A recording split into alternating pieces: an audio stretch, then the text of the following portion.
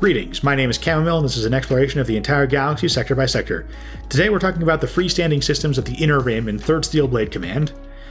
These are planets not part of any sector, single systems that have independent Senate representation, or in some cases they are planets part of some sector, but I can't figure out which one because Palpatine purged the bureaucracy and no one's bothered uploading the New Republic records to the HoloNet yet. We lost centuries of knowledge to Palpatine's purge and we haven't gotten it all back, even some very basic stuff like the sector boundaries for the Inner Rim, colonies, and core. Well, and the deep core, but there's only like 3 sectors in the deep core, so whatever. I covered a few planets like this that are fully enveloped in the borders of another sector and thus colloquially part of those sectors, but these ones stand alone. They're all over 3rd Steel Blade Command, so there's not going to be much of a consistent theme or story to this one. Driaria is home to the Driarian Defense Conglomerate, a minor defense contractor who sprung up to meet demand during the Clone Wars and later the Imperial era. Despite its moderate economic prominence, nothing exciting ever happened there. Aeolus was a world where the rebels supposedly resettled Alderaanian refugees. The Empire tracked them down and attacked the world, driving them back into space. Obroa Sky is a famous library world with the most extensive archives of DNA samples of different species in the galaxy, with over 300,000 stored. Not all sentient species, mind you, just species in general, sentient or non. Per Lupello was the headquarters of the Imperial-era crime lord Reyes. Nothing ever really happened there, but Reyes comes up in other stories sometimes. Relata is part of the long arm of the gambling empire that reaches across the Perlemian trade route, famous for its casinos. Shalom has an insane tariff scheme, and according to rumor, Han Solo smuggled a vegetable called Jandara found exclusively on planet Jubilar past the tariffs after leaving the New Republic to return to smuggling for some reason. Talon 9 is a droid-run factory world that discouraged organics from visiting by only speaking the droid language of binary to approaching ships for things like docking information, a practice that was discontinued after 2 organic-piloted cargo ships collided in orbit. Tanab is an unexceptional agri-world where nothing ever happened, but it's pretty. Supposedly, Luke Skywalker's last action as a military officer of the New Republic was fighting an Imperial remnant on planet Mindor, where the Stormtrooper Legion stationed there ignored the peace treaty between the Imperial remnants and the New Republic and fought to the last man. According to the story, the Legion was led by a man named Kronal, who codenamed himself Shadowspawn after the fall of the Empire, a practitioner of Sith alchemy as part of one of Emperor Palpatine's secret projects. It's not confirmed if Shadowspawn actually existed, nor is it totally clear exactly what happened on Mindor, but definitely Luke left the New Republic military to focus on his new Jedi Order soon after Jakku. That's not a big surprise, the New Republic was demilitarizing. Leia left the military to focus on her political career around the same time, but there might have been a specific reason for it. Leia is said to have been present for the same fight, so maybe she left the military at the same time, for the same reason.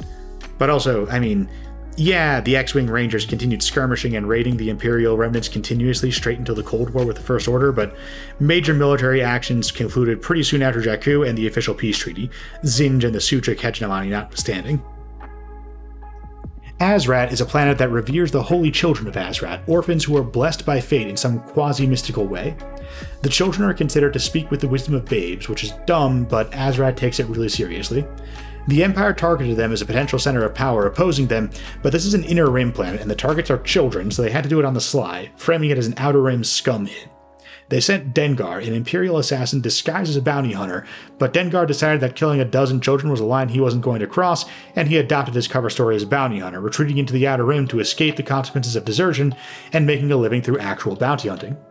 And then he boarded a Super Star Destroyer to take a bounty from Darth Vader himself, which required either incredible guts, or else the Death Drive was fully in control by that point. Bogdan had a civil war going on and off for about 1,000 years that left the planet totally devastated, the orbit with debris from over 1,000 destroyed starships, and the population reduced to almost nothing. The Bando Gora used the moon Kolma as their secret base while plotting galactic domination through poisoning death sticks. This is always an insane plan that couldn't actually work, not that many people use death sticks, but it could cause all kinds of chaos. The Bando Gora were led by Count Dooku's wayward apprentice Kamari Vosa, so Count Dooku sicked the galaxy's greatest bounty hunters on her to find a template for Palpatine's clone army as part of their conspiracy to bring down the Republic. Jango Fett 1, chasing down the Band of Gora from death stick dealers on Coruscant through a manufacturing plant run by a Dug crime lord on Malastare and tracking them back to Kolma. Jango Fett's primary rival in the hunt was Montross, another rogue Mandalorian holding to the old ways, and one who'd betrayed Jaster Muriel to the Death Watch during a battle on Corta 6. Also in 3rd Steel Blade Command, go figure, between the True Mandalorians and the Death Watch, two infighting factions of Mandalorian traditionalists. Jaster Muriel was the Mandalorian who'd adopted Jango Fett into the Mandalorian way, in the tradition of Mandalore the Ultimate opening up the way to outsiders who prove themselves worthy. And the standards for children are pretty low, as you might expect. As long as an existing Mandalorian decides to adopt a 5-year-old, the other Mandalorians just kind of humor him. Jango killed Montross and Kamari Vosa. Dooku retrieved Vosa's lightsabers and later passed them on to his next apprentice Asajj Ventress, and Jango Fett became the template for the clone army and pseudo-clone father to Boba Fett. Kala is ruled by the Colicoid Sovereign Nest, a fully independent system, never part of the Republic.